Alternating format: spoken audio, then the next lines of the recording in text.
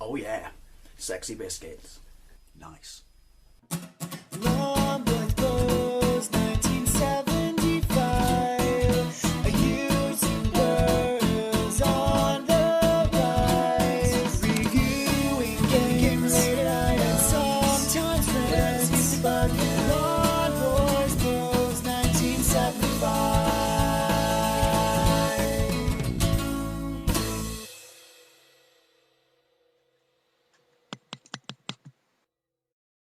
Hey YouTube, Long Boys Post 1975. What an excellent start, Gacky throw. Welcome to the Wednesday vlog. I can tell you what it isn't. It's not 6:30 in the morning and I haven't just got back from work. I didn't work Tuesday night, so I'm actually off, which is quite nice. So it feels a little bit odd to be doing this in the afternoon as opposed to in the morning. Anyway, you read the title and you're probably thinking, that's a little bit out of left field. Let me talk to you about, why I thought about this. I was looking through the TV guide and I was looking at what was on a Friday night. And I was just going to go with the terrestrial channels, which is what, I had in the 90s, where I lived at the time. And so, some of them are familiar, but, right, you'll go to BBC One.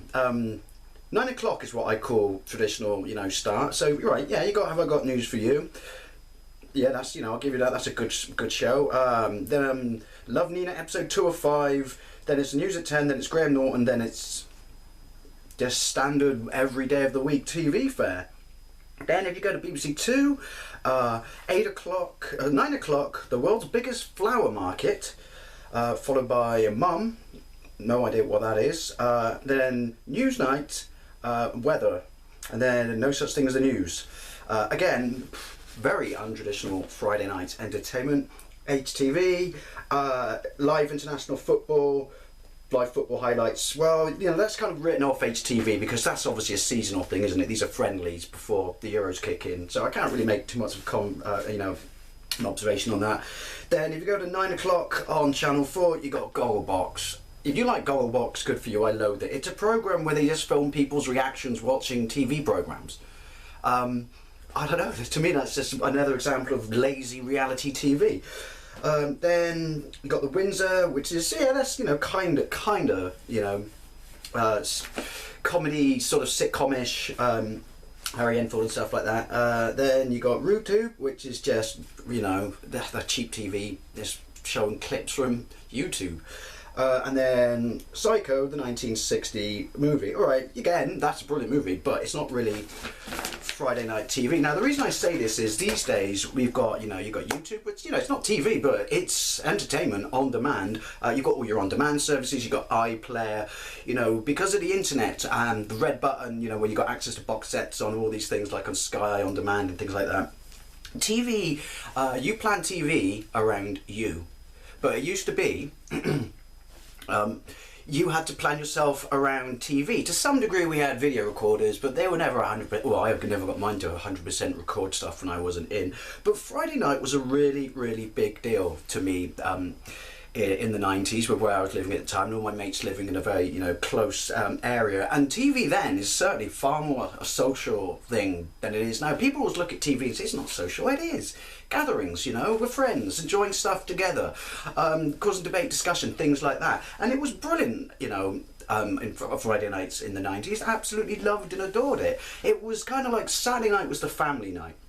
The TV companies would roll out stuff for, your main audience, your kids, their parents. So you'd have stuff like Doctor Who, then you'd have the TV shows like the Bob Monkhouse stuff and things like that. Quiz shows, general variety shows, struggling there. But Friday was kind of more for the youth, if you will, and it was almost like the TV companies had this kind of armistice, if you will, where they wouldn't directly compete the programs they knew that everyone enjoyed against each other. But the point I want to make was Friday night TV, to me, my mates, and that's why I'm asking this, I'd love to know what it was like, where you were, where you grew up, where you lived, when you were, a similar age to me in the 90s. And kind of narrow my audience there, granted, but yeah, it was a big deal. Me and my mates would always, it wasn't, and this is like everyone I could think of from college and stuff, from school like that, no one went to the pub on a Friday night. I mean, nowadays the pub pretty much is the start of the weekend, isn't it, for not everyone obviously, but then it was like Friday night, nope, stay in, maybe get, you know, a cup of titties and stuff like that, get some pizzas, get stuff like that. But Friday night was religiously stayed in, you got all your mates and you watched various programs. And why it was so great for me was it was just the absolute pinnacle, jumping between BBC One, BBC Two and Channel 4. I mean, it was fantastic. Obviously Vic and Bob, they were just an integral part of Friday night TV for me. You know, Shooting Stars.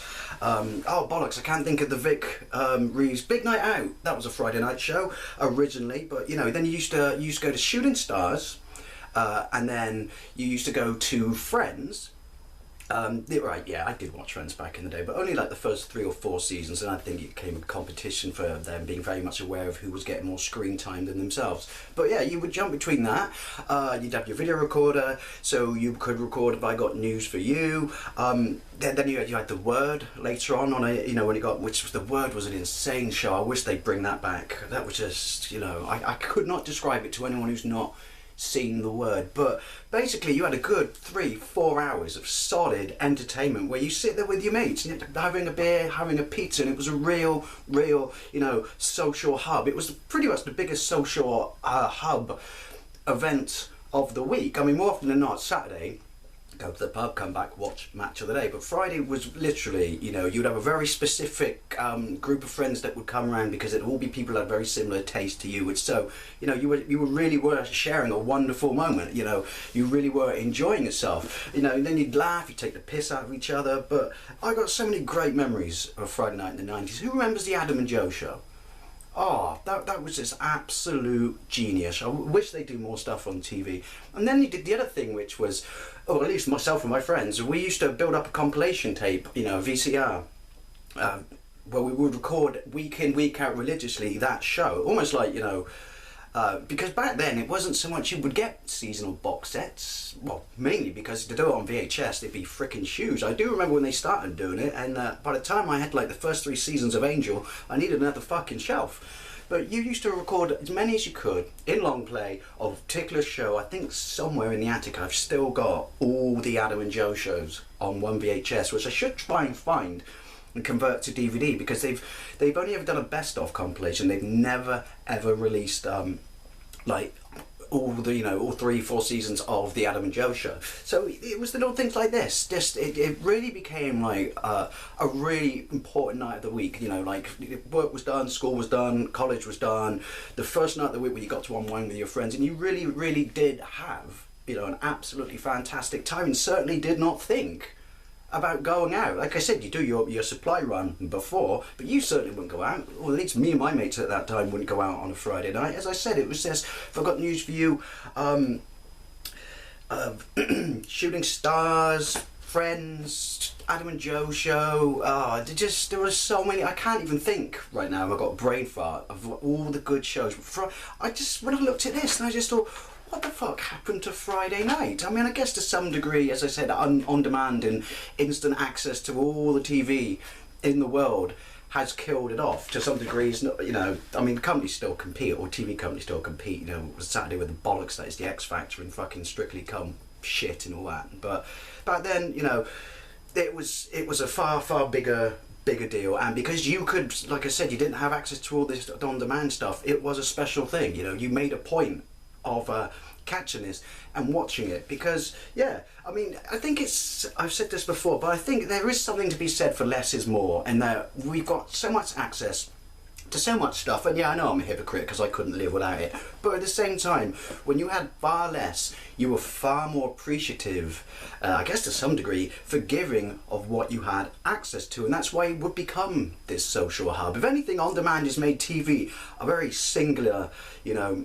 experience. You know, by yourself, headphones plugged into a laptop, you know, all over, you know, the interwebs and on demand and stuff like that. Whereas back then, because you had, you know, you had these special nights, you would make the most of it. You know, you, like I said, you get your friends, you have some beer, you know, your crisps and your pizza and stuff like that. But you appreciated that, because if anything, yeah, I really do think that the internet, while it is, you know, it's brought us all these wonderful things, it certainly had, to some degree, a somewhat or slight detrimental effect on the social aspect of viewing.